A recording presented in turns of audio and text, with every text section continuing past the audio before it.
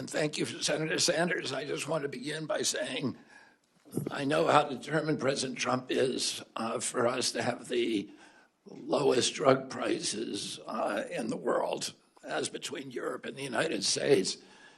And I also know that he doesn't care how we get there. That's where he wants Americans to be.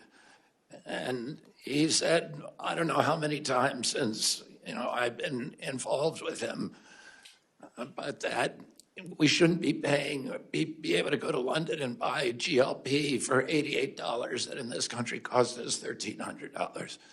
And I know it's something that you've been talking about for many years. And I look forward to working with you on legislation or any way that we can to get there. Thank you, Chairman Cassidy and Senator Sanders. I'm honored to be before you today to present the Department of Health and Human Services fiscal year 2026 budget. Debilitating disease, contaminated food, toxic environments, addiction, and mental illness affect Americans across every race, class, and political belief. When my team and I took the helm at HHS, we set out with clear goals. First, we aimed to make America healthy again with a special focus on the chronic disease epidemic. Second, we committed to delivering more efficient, responsive, and effective service to over 100 million Americans who rely on Medicare, Medicaid, and other programs. Third, we focus on achieving these goals while cutting costs for taxpayers. We intend to do more, a lot more, with less. The budget I'm presenting today supports these goals and reflects...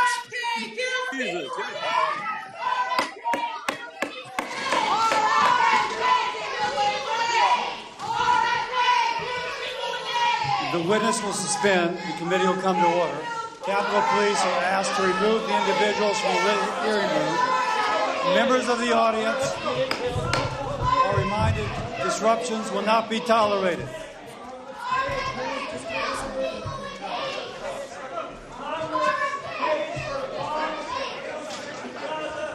Members of the audience are reminded disruptions will not be permitted while the committee conducts its business. Capitol Police are asked to remove the individuals from the hearing room.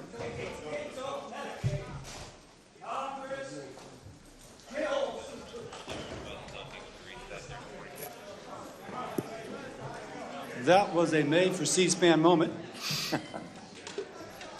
The Secretary will resume. That's the budget. Mr. Secretary, let's get the doors closed and the ruckus just to totally clear.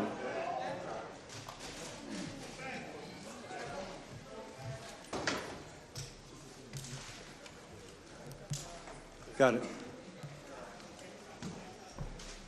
Okay, and we thank the Capitol Police for working with due diligence. Thank you very much. Mr. Secretary, please resume. The budget I'm presenting... Mr. Secretary, will you reset the clock? The clock's been running.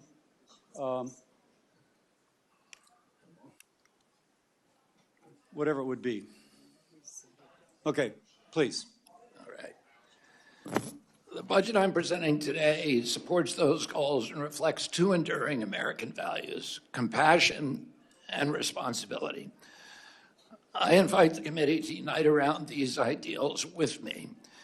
The United States remains the sickest developed nation in the world, and we spend $4.5 trillion annually on health care, 2 to 3 times more per capita than comparable nations. Clearly, something is structurally and systemically wrong with this system. Furthermore, healthcare costs are steadily increasing at a rate of 2% greater than the economy. If we don't staunch this unsustainable hemorrhage, we will ransom our children to bankruptcy, servitude, and disastrous health consequences. Yes, an exploding debt is a social determinant of health. We won't solve this problem by throwing more money at it. We must spend smarter. We will shift funding away from bureaucracy and toward direct impact. Some things at HHS will not change. We will preserve legacy programs like Medicare, Medicaid, and Head Start as the foundation of the MAHA agenda.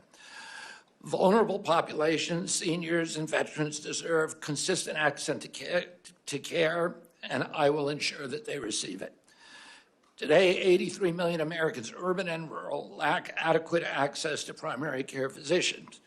We will prioritize these families, especially Native American and Alaskan communities. We will protect IHS funding, streamline its operations, and give the tribes more autonomy in managing their resources. Let me be clear, we intend to make the Trump HHS not just the most effective, but also the most compassionate in U.S. history. Our official budget statement outlines many priorities, but I want to highlight a few. First, we will consolidate programs to better tackle mental health and addiction. These issues now rival chronic disease in their impact. The HHS will aggressively combat the opioid crisis, especially the spread of synthetic drugs like fentanyl. We will empower state, local, and tribal leaders to create effective solutions. Second, we will address nutrition, physical activity, and healthy lifestyles. The President's budget requests $94 billion in discretionary funds to support these priorities, including the Administration for a Healthy America. We will emphasize healthy eating and Head Start and ensure the program continues to serve its 750,000 children and parents effectively. Third, we will equip FDA to expand its food safety efforts through research, regulation, inspection, and education to remove harmful chemicals from food and packaging. Fourth, we will fund cutting-edge research at NIH while cutting risky or non-essential studies. That includes ending gain-of-function experiments and research based upon radical gender ideologies. At the CDC, we will return to core missions, tracking disease, investigating outbreaks, and sustaining public health infrastructure while cutting waste. Fifth, we will eliminate DEI funding and redirect resources toward real poverty reduction. We will move beyond lip service to communities of color and take meaningful action to meet their needs. Six, we will strengthen cybersecurity and health IT. The AI revolution has arrived, and we are already using new technology to manage health data more efficiently and securely. Finally, we will rebuild public trust, a trust that eroded through years of industry capture, corruption, waste, and misplaced priorities. We will launch a new era of transparency in public service, creating an honest, science-driven HHS that answers to the President, to Congress, and to the American people. I look forward to working with Congress to pursue this mission together as a bipartisan cause. Let's work side by side to make America healthy again. Thank you.